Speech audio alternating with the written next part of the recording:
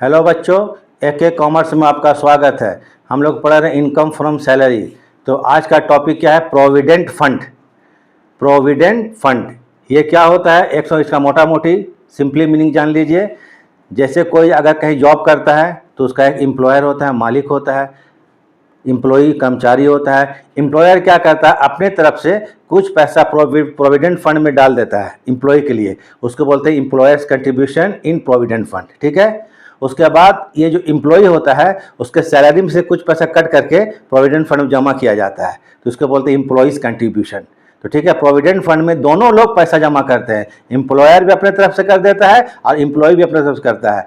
वो क्या होता है, बाद में जब उसको जरूरत पड़े तो वहाँ पैसा निकाल सकता है, या रिटायरमेंट के टाइम वो पूरा पैसा निकाल सकता है, वो अलग बात हो गया। ठीक है।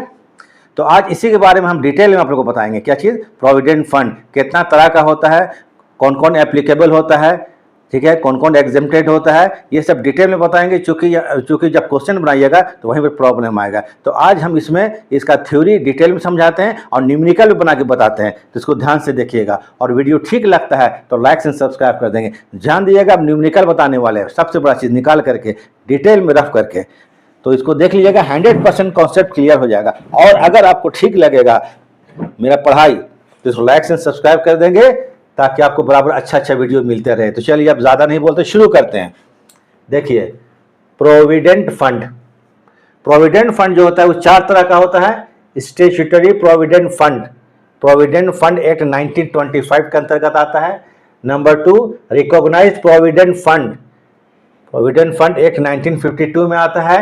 अनरिकॉग्नाइज्ड प्रोविडेंट फंड, ठीक है, फिर पब्लिक प्रोविडेंट फंड। तो चार तरह का प्रोविडेंट फंड मेंटेन किया जाता है आपको कंपनी में, सरकार के पास, जहाँ भी हो। तो अब इसमें कहने का मतलब है कि कौन कौन सा आपको प्रोविडेंट फंड टैक्सेबल होगा, कौन कौन सा प्रोविडेंट फंड टैक्सेबल नहीं होगा।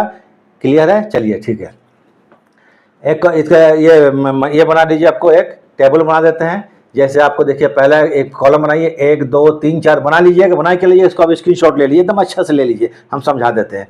पहला statutory provident fund, recognised provident fund, unrecognised provident fund. इन्हीं तीनों को ध्यान देना हम लोग को सैलरी बनाते समय। Statutory provident fund, recognised provident fund, unrecognised provident fund. अब यहाँ पर आ जाइए, एम्प्लॉइज कंट्रीब्यूशन। एम्प्लॉइज मतलब एम्प्लॉई अगर प्रोविडेंट फंड पैसा डालता है, मतलब एम्प्लॉइज कंट्रीब्यूशन। अगर एम्प्लॉई जो है वो प्रोविडेंट फंड पैसा डालता है, जमा करता है, तो उसको बोलते हैं एम्प्लॉइज कंट्रीब्यूशन। तो एम्प्लॉइज का कंट्रीब्यूशन एकदम दिमाग में बैठा लीजिए, इसको सैलरी में शामिल करते ही नहीं है। एम्प्लॉइज के कंट्रीब्यूशन को हम लोग प्रोविडेंट फंड में शामिल करते ही नहीं है, कोई भी प्रोविडेंट फंड में शामिल नहीं करते हैं। ठीक है, इसको हम लिख दिए, अलग बात है। Statutory provident, recognised, not included in gross salary, gross salary में शामिल नहीं करेंगे।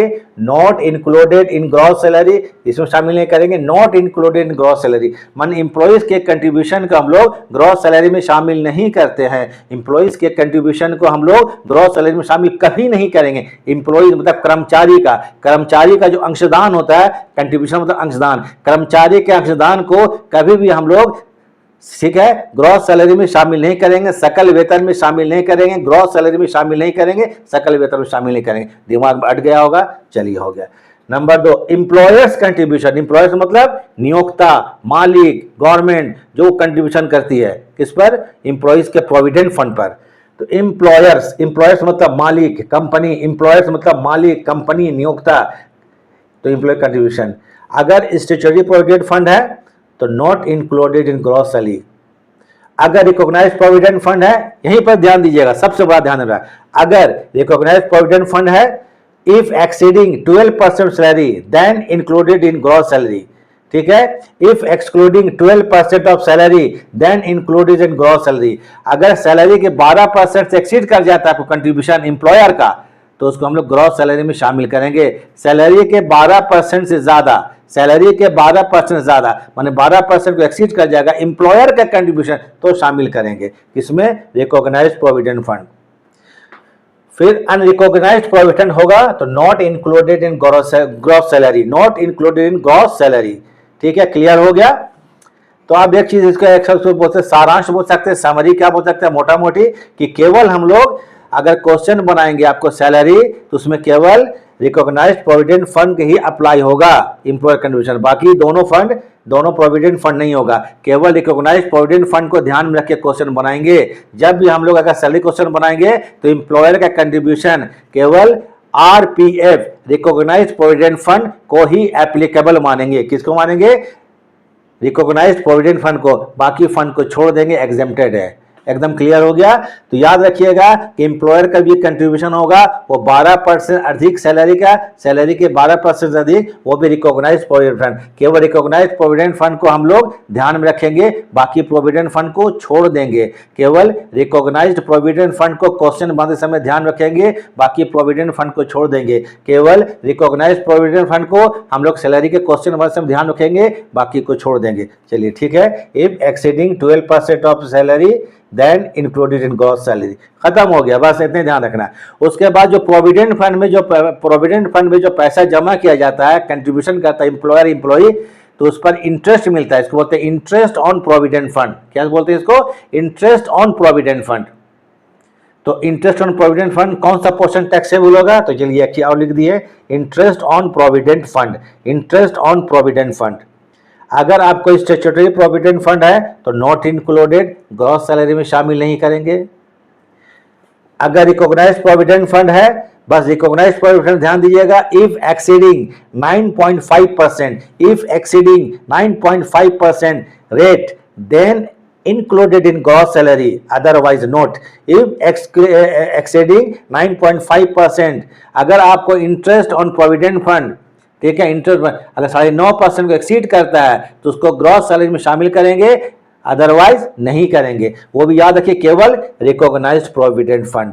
फिर आइए unrecognised provident fund, not included in gross salary. यहां भी वही बात निकलता है कि केवल आपको इंटरेस्ट ऑन प्रोविडेंट फंड किसको ध्यान देंगे? केवल आरपीएफ को। आरपीएफ मतलब रिकॉग्नाइज्ड प्रोविडेंट फंड। इसी का इंटरेस्ट को हम लोग ग्रॉस सैलरी में शामिल करेंगे। केवल रिकॉग्नाइज्ड प्रोविडेंट फंड के इंटरेस्ट को ग्रॉस सैलरी में शामिल करेंगे। केवल रिकॉग्नाइज्ड प्रोविडेंट फंड के, है ना, इंटरेस्ट को ग्रॉस में शामिल करेंगे। वो भी क्या बोलते हैं? इंटरेस्ट का रेट कितना? 9.5% ज्यादा होगा तब, माने 9.5% तक इंटरेस्ट माफ है, 9.5% तक में टैक्स नहीं देगा। 9.5% को एक्सीड करेगा तो ग्रॉस सैलरी में शामिल करेंगे। मान लीजिए कि 9.5% आपको 9,500 है और आपको इंटरेस्ट मिल रहा है कितना? 10,000। कितना ज्यादा होगा? 500। इस 500 को हम लोग ग्रॉस सैलरी में शामिल करेंगे। एकदम क्लियर हो गया? तो इसको अच्छा से स्क्रीनशॉट ले लीजिए। यहाँ आपको बता चुके हैं कितना परसेंट? 12% सैलरी। तो सैलरी की मीनिंग क्या होता है? आपको क्या निकालते समय? प्रोविडेंट फंड का सैलरी निकालते समय। तो देखिए यहां पर, चलिए पहले इसको उतार लीजिए, उसके बाद हम बताते हैं, इसको बता देते हैं सैलरी का माने क्या होता है, इसको जानना जरूरी है।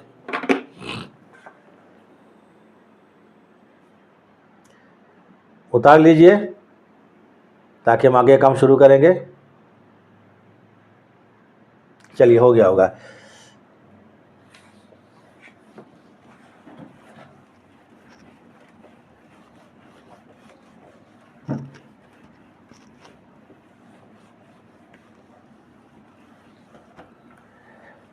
अब जान लीजिए यहां पर बना 12% ऑफ सैलरी। 12% ऑफ सैलरी, ये क्वेश्चन में था कि सैलरी का 12%। तो यहां पर यार सैलरी का माने क्या होता है देख लीजिए। Salary means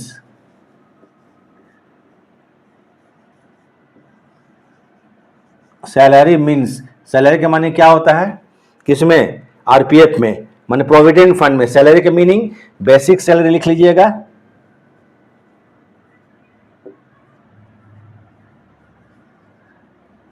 basic salary plus D पे। डी पे मीन्स जानिए क्या होंगे? डियरनेस पे प्लस डीए। इसमें जान लीजिए if paid under the term of employment, under the term of employment. DA को तभी शामिल करेंगे जब ये सेवा के शर्तों के अनुसार मिला हो, सेवा के शर्तों के अनुसार मिला हो। प्लस आ जाएगा कमीशन। इतना चीज को जोड़िएगा तो हम लोग क्या चीज़ है, प्रोविडेंट फंड का जब वैल्यूएशन करेंगे तो सैलरी के मीनिंग निकलता है। क्लियर हो गया? ठीक है। Here salary means basic salary plus dearness pay, ये ऑलवेज लिख देते हैं, ऑलवेज एकदम इसको शामिल करना ही है। अगर आपको डाउट होता है तो लिख देते हैं, इसको ऑलवेज शामिल कीजिएगा, ऑलवेज।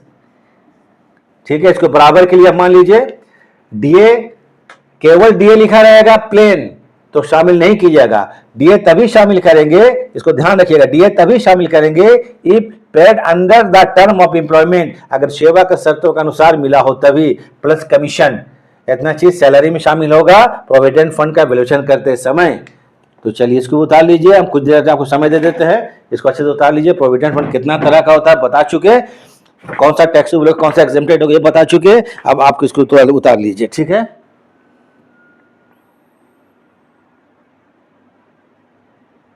तो चलिए अब क्या करते हैं, आपको एक न्यूमेरिकल समझा देते हैं कि कौन कौन सा प्रोविडेंट फंड टैक्सेबल को बता चुके हैं, और किस पर इंटरेस्ट निकालेंगे, किस पर कंट्रीब्यूशन का टैक्सेबल पोर्शन निकालेंगे, किस तरह से निकालेंगे, जरा देख लीजिए। पर ये क्वेश्चन ये है, Mrs P is an employ, Mrs P is an employ getting a monthly salary, इसको मंथली सैलरी मिलता है 50,000। ठीक है, मिसेज पी को मंथली सैलरी है 50,000 रुपया, प्लस डियरनेस पे, डी पे मतलब डियरनेस पे 5,000 पर मंथ, 50,000 रुपया का पर मंथ सैलरी है और डियरनेस पे 5,000 पर मंथ है। क्लियर है? शी कंट्रीब्यूटेड, शी कंट्रीब्यूटेड वो जमा करती है, वो अंशदान करती है 14% of her salary at DNS pay, वो अपने सैलरी का और डीएनएस पे का 14% अंशदान करती है to a provident fund, provident fund जमा करती है। मिस्टर जो पी, मिसेज पी 50,000 सैलरी मिलता है उसको और 5,000 का डीएनएस पे मिलता है, दोनों का क्या करती है, 14% को प्रोविडेंट फंड में जमा करती है, 14%, याद रखिए 14% जमा कर देती है। ठीक है, fund to which her employer contribute an equal amount, उसका एम्प्लॉयर भी सेम अमाउंट जमा करता है, जितना एम्प्लॉय कंट्रीब्यूशन करती है उतना ही एम्प्लॉयर भी कंट्रीब्यूट करता है प्रोविडेंट फंड पर, मतलब 14%, दोनों 14% प्रोविडेंट फंड में पैसा जमा करता है सिंपली। अब प्रोविडेंट फंड टू, हाँ ठीक है हो गया, जमा करता है, कहां तक पढ़ लिए भाई हम लोग, यहां तक एम्प्लॉय। ठीक है, equal amount full stop. Interest on the provident fund determine 12%, अब प्रोविडेंट फंड में इंटरेस्ट कितना मिलता है 12%, कंट्रीब्यूशन 14% है, इंटरेस्ट कितना मिलता है 12% पर एनम सालाना, विच अमाउंटेड 36,000, जो कि 36,000 रुपया है। 12,000 जो है आपको कितना है, 12% का इंटरेस्ट मिला है, जो कि अमाउंट दिया हुआ 36,000 रुपया है। इसको बताएंगे, क्वेश्चन हो गया क्लियर। उसको क्या मिलता है previous year, she also getting house rent allowance, उसको हाउस रेंट अलाउंस मिलता है 2,000 per month, she was actually paid 6,000 per month उसके रहने के मकान के लिए। तो यहां पर हाउस रेंट अलाउंस से कोई मतलब नहीं है, हमको प्रोविडेंट फंड निकालना है। क्वेश्चन में क्या बोलता है, कैलकुलेट या compute taxable provident fund and interest, taxable provident fund interest क्या होगा ये निकालिए, टैक्सेबल। ठीक है, if provident fund are, PF are statutory provident fund होगा तो इसमें कैसे इंटरेस्ट निकालेंगे, कैसे कंट्रीब्यूशन निकालेंगे, रिकॉग्नाइज प्रोविडेंट फंड होगा तो कैसे निकालेंगे, नंबर 3 अनरिकॉग्नाइज प्रोविडेंट फंड। तो चलिए अब सबसे बड़ा चीज पहले आते हैं, अब लिख देते हैं यहां पर कंप्यूटेशन,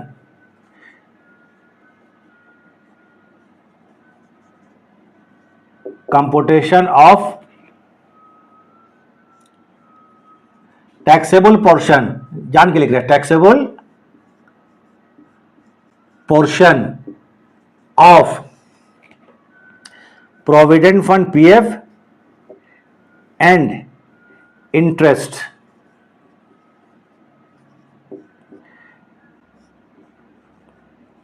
देयर ऑन, और इस पर इंटरेस्ट ब्याज कैसे निकालेंगे ये चीज है। तो आइए नंबर एक कौन सा प्रोविडेंट फंड है, स्टैट्यूटरी प्रोविडेंट फंड।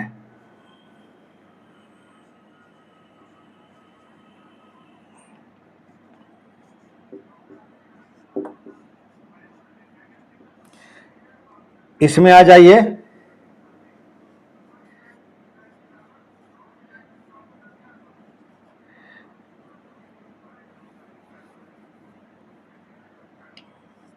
चलिए ज़्यादा कुछ सोचना, ज़्यादा लंबा लिखने से दिक्कत है। ये एग्जेम्प्टेड है, इसमें ना ही आपको इंटरेस्ट में टैक्स लगेगा और ना कंट्रीब्यूशन में टैक्स लगेगा, तो स्टैट्यूटरी प्रोविडेंट फंड को भूल जाइए, ठीक है। नंबर 3 भी कर देते हैं, चलिए नंबर 3 में क्या है, अनरिकॉग्नाइज्ड प्रोविडेंट फंड।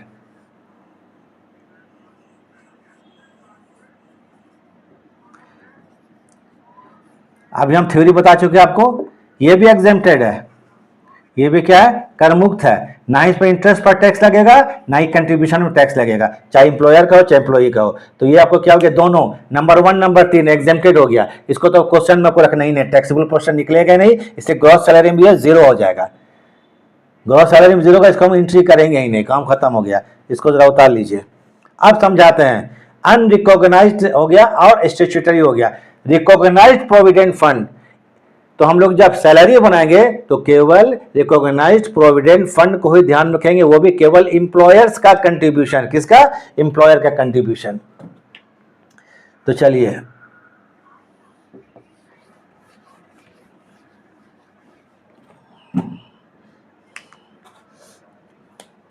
नंबर 3 में आते हैं, रिकॉग्नाइज्ड प्रोविडेंट फंड। बस नंबर 2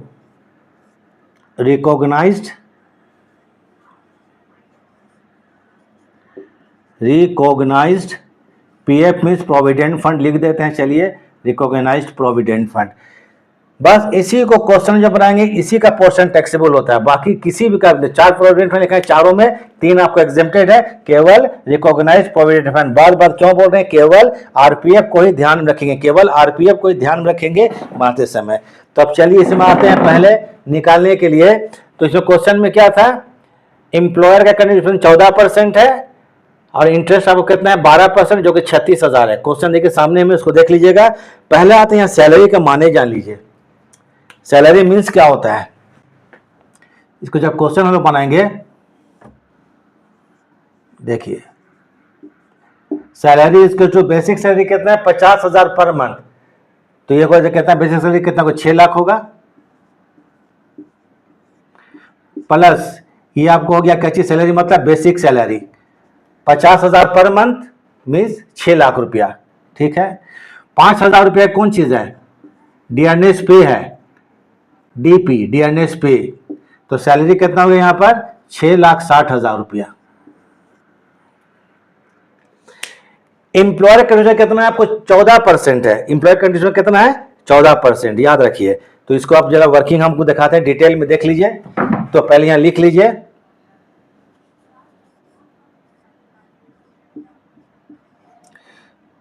एम्प्लॉयर्स कंट्रीब्यूशन टू, हम आरपीएफ लिखते हैं, RPF means recognised provident fund. Salary कितना है 60,000, 14% है, 14% ऑफ 6,60,000, 6,60,000 का 14% निकाल लेते हैं। 6,60,000 का 14% निकाल लीजिए आप लोग, अगर बैठे हैं कैलकुलेटर लेके सामने में सब कुछ, तो 6,60,000 इसका आते हैं 14%, 92,400 रुपया, ये आ जाएगा आपको 92,400, 92,400 रुपया। ये एम्प्लॉयर का कंट्रीब्यूशन आरपीएफ में है। इसमें लेस करेंगे एग्जेम्प्टेड, 12% तक माफ है, कितना परसेंट माफ है 12% तक। तो ये कहने का मतलब 6,60,000, इसका 12% निकाल लेते हैं पहले हम लोग, 79,200। तो चलिए इसमें लेस करेंगे, एग्जेम्प्टेड कर मुक्त है 12%, कितना तक माफ है अप टू 12% ऑफ 6,60,000, 6,60,000 का 12% जरा निकाल के देख लीजिएगा, तो आएगा 79,200।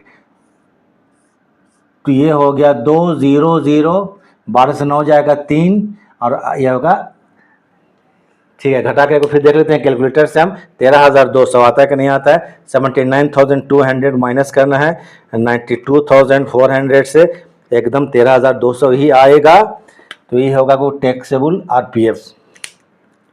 इसको क्या बोलिएगा, ये टैक्सेबल। इसी को ग्रॉस सैलरी में अब लिख देते हैं इंक्लूडेड इन ग्रॉस सैलरी। चलिए लिखे थे ना included, included in gross salary 13,200 रुपया। अब यहां पर जब क्वेश्चन बनेगा तो फेयर लिखिएगा, ठीक है। अब हम फेयर कर देते हैं, ठीक है, फेयर कर देते हैं। तो इसको अब लिख देते हैं, इसको ऐसे लिखिएगा एम्प्लॉयर, एम्प्लॉयर्स कंट्रीब्यूशन, इस तरह लिखना पड़ेगा कंट्रीब्यूशन इन, हम लिखते हैं आरपीएफ, आरपीएफ, केवल रिकॉग्नाइज प्रोविडेंट फंड को ध्यान रखना है, आरपीएफ, ठीक है। Employer contribution to RPF, sorry to RPF in excess of, ऐसे लिखना है एक्सेस ऑफ 12% सैलरी। तो ये कितना था 13,200 रुपया। तो जब क्वेश्चन बनाएंगे हम लोग, जब क्वेश्चन बनाएंगे तो सैलरी क्वेश्चन में आपको जो क्वेश्चन में 13,200 रुपये शामिल कर लीजिए ग्रॉस सैलरी निकालते समय। इसका जो फोटो ले लीजिए। अब आते हैं इंटरेस्ट ऑन आरपीएफ, ये भी लिख देते हैं, चलिए लिख ही देते हैं, बाद में करेंगे। Interest on RPF, interest on RPF, केवल आरपीएफ को ध्यान में रखिएगा, याद रखिए जब ये क्वेश्चन बनाएंगे आरपीएफ का कंट्रीब्यूशन, आरपीएफ में कंट्रीब्यूशन, आरपीएफ का इंटरेस्ट, इसी को हम ध्यान रखेंगे। बाकी जितना भी अनरिकॉग्नाइज्ड है, पब्लिक प्रोविडेंट फंड है, स्टैट्यूटरी प्रोविडेंट फंड है, इसको एग्जेम्प्टेड मानेंगे। तो इंटरेस्ट ऑन आरपीएफ इन, इस तरह से निकले एक्सेस ऑफ 9.5%, 9.5%, 9.5% RATE रेट, 9.5%, चलिए rate.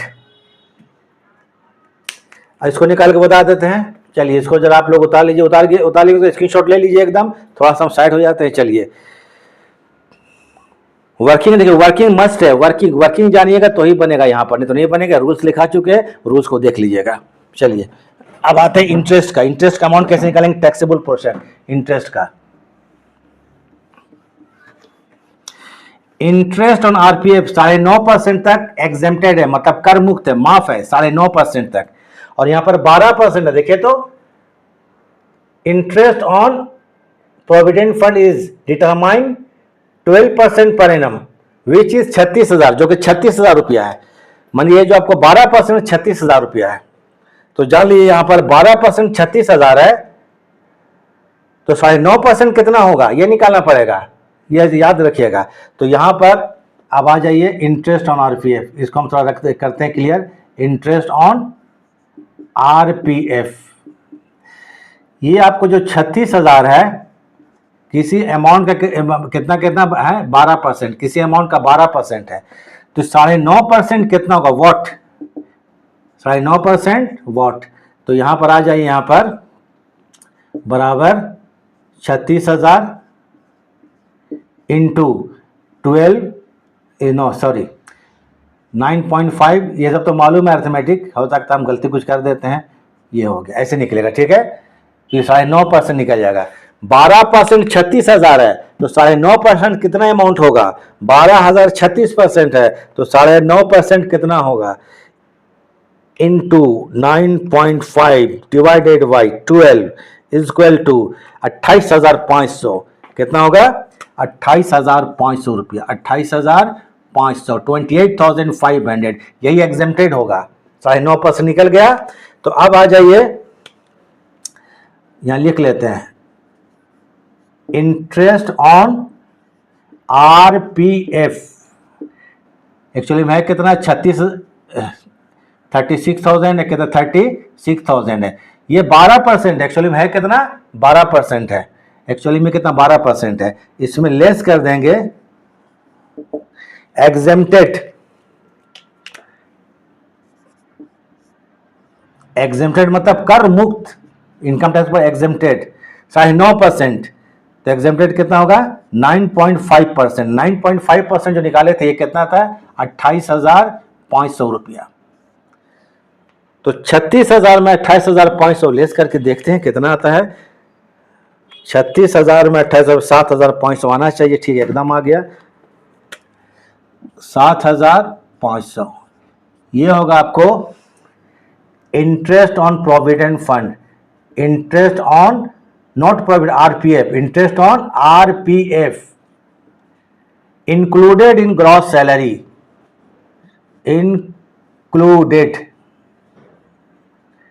Included in gross salary 7,500 रुपया। तो चलिए यहां कितना लिख देंगे 7,500 रुपया। तो दोनों निकालने बता दिया आपको, केवल बस इतना दिमाग में बैठा लीजिए, कोई चिंता नहीं करने का बात है, कोई दुखी नहीं होने का बात है। आपको केवल इंटरेस्ट माने कंट्रीब्यूशन और इंटरेस्ट दोनों केवल आरपीएफ का ही शो किया जाएगा। केवल किसका शो किया जाएगा आरपीएफ का ही, रिकॉग्नाइज्ड प्रोविडेंट फंड का बाकी को छोड़ देना है। चलिए इसको उतार लीजिए, काम खत्म। तो आज इतने काफ़ी बहुत ज़्यादा हो गया, इसको पढ़िए अच्छा से तो काफ़ी है, आपको वैल्यूएशन क्लियर हो जाएगा, एकदम निकालना है। चलिए वीडियो देखने के लिए थैंक्स।